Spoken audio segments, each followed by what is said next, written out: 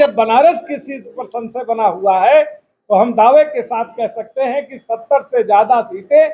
Samajwadi party और India गठबंधन जीतेगी। और इस देश मतदान का कार्यक्रम था वो 1 तारीख को समाप्त हुआ और 1 तारीख को जो टीवी पर दिखाया गया उसका नाम हम नहीं लेंगे, आप सब जान रहे हैं। उससे पूरे देश में और आम जनता में बड़ा भ्रामक संशय बना हुआ है, क्योंकि इस चुनाव को भारतीय जनता पार्टी के विरोध में समाजवादी इंडिया गठबंधन के जिम्मेदार साथी कार्यकर्ता और जनता ने बहुत आगे बढ़कर इस चुनाव में भाग लिया है। लेकिन जो स्थिति वर्तमान समय में दिखाई जा रही सत्ताधारी दल की तरफ से और निर्वाचन आयोग, नहीं कहना चाहिए हमारा दल ये मानता नहीं, लेकिन जो निष्क्रियता दिखाई पड़ रही है, जो उनका संवैधानिक दायित्व है, उस दायित्व का निर्वहन निर्वाचन आयोग भारत सरकार के द्वारा नहीं हो रहा है। उसी क्रम में आज प्रदेश के सभी जिला मुख्यालयों पर लगभग सभी लोकसभा क्षेत्रों में समाजवादी पार्टी ने प्रभारी के तौर पर भेजकर जो जिले की जनता से अपील किया है और प्रशासन से मांग करता है कि मतगणना निष्पक्ष होनी चाहिए, क्योंकि मतगणना पर जो सवालिया निशान लग रहे हैं। अभी उदाहरण के तौर पर आपने चंडीगढ़ का मेयर का चुनाव देखा था। खुलेआम प्रशासनिक अधिकारी निर्वाचन आयोग के नियम की धज्जियां उड़ाकर सुप्रीम कोर्ट को हस्तक्षेप करना पड़ा, तब कहीं जाके न्याय मिला। आम जनता के बीच में संशय बना हुआ है और समाजवादी पार्टी इंडिया गठबंधन और प्रदेश की जनता वर्तमान भारतीय जनता पार्टी की सरकार के और प्रशासन के खिलाफ, क्योंकि जिस तरह से प्रशासन ने आंख मूंद कर सत्ता पक्ष का साथ दिया है, निष्पक्ष काम नहीं किया है, उससे एक संशय बना है। समाजवादी पार्टी ऐसे प्रशासनिक अधिकारियों को आगाह करना चाहती है और उनको पार्टी की तरफ से माननीय राष्ट्रीय अध्यक्ष जी का संदेश देना चाहती है कि निष्पक्ष मतगणना कराकर, क्योंकि इंडिया गठबंधन में समाज के सभी वर्गों ने और विशेषकर आम जनता ने भारतीय जनता पार्टी के को हराने के नाम पर एकजुट होकर वोट दिया। जिस प्रकार से आपका कल आईटी पोल दिखाया गया, पता लगा कि भारतीय जनता पार्टी वहां पर लड़ रही है 8 सीट, उसको दे रहे हैं 12 सीट। कांग्रेस लड़ रही है 9 सीट और कांग्रेस को दे रहे हैं लगभग 13 सीट। इस तरह से एक भ्रम बना हुआ है पूरे देश में, क्योंकि इस बार देश की जनता, महान जनता, 1 तारीख को जो सरकार के और भारतीय जनता पार्टी के बनाए गए एग्जिट पोल को समाचार पत्रों के माध्यम से प्रकाशित किया गया, उसका पुरजोर विरोध आम जनता ने किया है और उसको अविश्वास माना है, क्योंकि जिस तरह से उत्तर प्रदेश की 80 की 80 लोकसभा सीटों पर भारतीय जनता पार्टी से इंडिया गठबंधन और आम जनता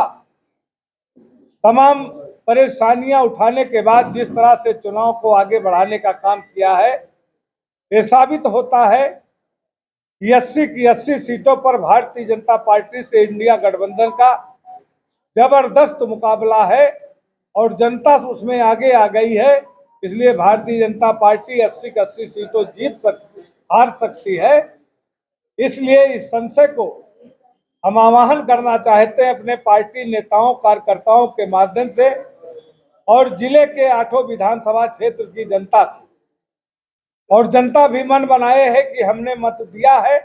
और मतदान के समय अगर कहीं प्रशासनिक अमला किसी प्रकार से गड़बड़ी करने की कोशिश करेगा तो मुख्यालय पर उपस्थित रहकर उसका मुंहतोड़ जवाब समाजवादी पार्टी और गोंडा नगर जिले की जनता देगी। इसी मकसद से ये प्रेस वार्ता बुलाई गई थी, जिसमें पार्टी का जो मुख्य मकसद है, राष्ट्रीय अध्यक्ष जी का जो निर्देश है कि हमारे पार्टी के नेता कार्यकर्ता ईमानदारी से जो बूथ के मतगणना के एजेंट हैं, निर्वाचन आयोग के नियमों का पालन करते हुए मतगणना कक्ष में जाकर निष्पक्ष मतगणना कराना चाहते हैं। लेकिन अगर पार्टी का ये भी मानना है कि अगर प्रशासन के लोग कहीं गड़बड़ी करके मतगणना को प्रभावित करने की कोशिश करेंगे तो समाजवादी पार्टी उसका मुंहतोड़ जवाब देने का काम करेगी। निष्पक्ष मतगणना जो भारतीय जनता पार्टी की सरकार की पूर्व की कार्यशैली है, या जिन स्थानों पर हम देख रहे हैं कि एक पक्षीय कार्रवाई हो रही है, भारतीय जनता पार्टी के समर्थक और पार्टी के कैंडिडेट को कहीं कोई हस्तक्षेप नहीं किया जा रहा है, और इंडिया गठबंधन और समाजवादी पार्टी के कैंडिडेट को कदम कदम पर, उदाहरण के तौर पर गोंडा में जो हुआ आपने देखा, अंबेडकर नगर में लालजी वर्मा पूर्व मंत्री हैं, उनके मतदान के दिन जिस तरह से उनके आवास को बाउंड्री वाल कूद कर घेर कर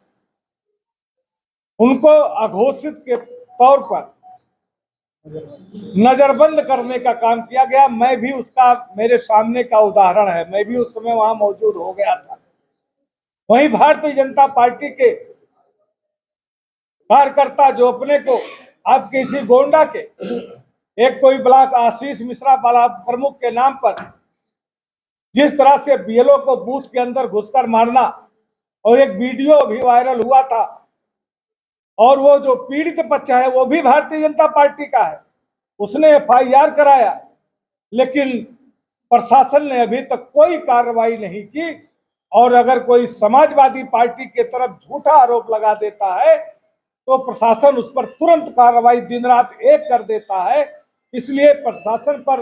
निष्पक्ष कार्य करने में एक संघ वो बना हुआ है। किस तरह का क्या लगता है कि निष्पक्ष आ रही है आपकी, क्या लगता है बिल्कुल आपको क्या लगता है? लड़ाई तो 80 की 80 पर समाजवादी पार्टी और इंडिया गठबंधन का है।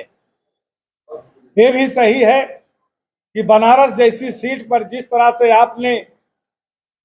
सोशल मीडिया के माध्यम से देखा होगा, तमाम वीडियो देखा होगा, तमाम प्रधानमंत्री के पक्ष में माहौल दिखाए गए, लेकिन आम जनता का जो माहौल दिखाया गया वो प्रधानमंत्री जो भारतीय जनता पार्टी के उम्मीदवार है नरेंद्र मोदी जी, उनके विरोध में जनता है। इसलिए जब बनारस की सीट पर संशय बना हुआ है तो हम दावे के साथ कह सकते हैं कि 70 से ज्यादा सीटें समाजवादी पार्टी और इंडिया गठबंधन जीतेगी, और इस देश में इंडिया गठबंधन की सरकार बनने जा रही है। जब 7वें चरण तक मतदान हो चुका है, ईवीएम में कैद हो चुका है सभी का मत, तो आपको क्या लगता है किस तरह की गड़बड़ी हो सकती है? क्योंकि बैलेट पेपर से तो चुनाव गड़बड़ी अभी बनारस में दिखाई पड़ा, जब रात समाजवादी पार्टी के राष्ट्रीय अध्यक्ष माननीय अखिलेश यादव जी का वो ईवीएम पर जब सवाल हुआ प्रेस के माध्यम से, तब जिलाधिकारी ने उसकी जांच कराई, और आज आपने देखा होगा कि उस एसडीएम को निलंबित कर दिया गया। शाम को जिलाधिकारी का बयान कुछ था, और सुबह उस एसडीएम ने जिसने ईवीएम की हेरा फेरी किया था उसको अगर उसने गलती नहीं किया था तो उसको निलंबित क्यों किया गया? कल किस तरह की गड़बड़ी हो सकती है? किस बात का डर है कल के लिए? कल क्या समाजवादी पार्टी, क्योंकि भारतीय जनता पार्टी और उनके सरकार के जो काले कारनामे हैं, उन काले कारनामों के पिछले इतिहास के द्वारा, चाहे चंडीगढ़ का मामला हो, चाहे दूसरे अन्य मामले हों, इससे संशय बना हुआ है। इसलिए हम लोग चाहते हैं निष्पक्ष मतगणना हो और जिसकी जीत हो। कार्य प्रणाली नहीं जा रहा हूँ, मैं कह रहा हूँ ईवीएम में कैसी गड़बड़ी हो सकती है ये मैं जानना चाह रहा हूँ, आपको उसमें क्या संदेह है? आपको बैलेट पेपर से चुनाव हुआ नहीं है। ये ईवीएम का जो मामला था अभी बनारस में प्रशिक्षण के नाम पर किसी दूसरे मकसद से दिखाया गया था। आपके जौनपुर में गाड़ी की पूरी गाड़ी ईवीएम की पकड़ी गई थी, इसलिए संशय बना दिया पूरे प्रदेश में। इसलिए आम जनमानस का शंका हो गया है कि भारतीय जनता पार्टी 400 का नारा जो दिया है, उस नारे के प्रभाव में आम जनता को प्रभावित करके और फर्जी मतदान, फर्जी मतगणना कराकर कुछ भी करके गड़बड़ी करना चाहती, इसलिए संशय कर दिया। लेकिन इसके पहले कभी हम लोग लगभग 40 साल से राजनीति कर रहे हैं और 40 साल की राजनीति में ये पहले से तय था, पहले पोस्टल बैलेट का मतगणना होगा। लेकिन इस बार क्या कारण था कि निर्वाचन आयोग ने पहले ईवीएम और बाद में पोस्टल बैलेट, जब हमारी विपक्षी पार्टी के नेताओं का निर्वाचन आयोग पर दबाव बना, तब कहीं जाकर के उन्होंने उस निर्णय को वापस लिया और पहले पोस्टल बैलेट की मतगणना के बाद ईवीएम की मतगणना होगी। इसलिए वर्तमान में जो प्रशासनिक एक ऐसा माहौल बना है जिसके नाते संशय बना है। आपने कहा गड़बड़ी हुई तो मुंहतोड़ जवाब देंगे। हाँ, क्या जवाब देंगे आप? एक हमारे पास गांधीवादी तरीके से जन आंदोलन, उसके अलावा हमारे पास कोई वो है नहीं। जन आंदोलन ही हमारा एक प्रमुख रास्ता है। जन आंदोलन के माध्यम से हम लोग मुंहतोड़ जवाब देंगे।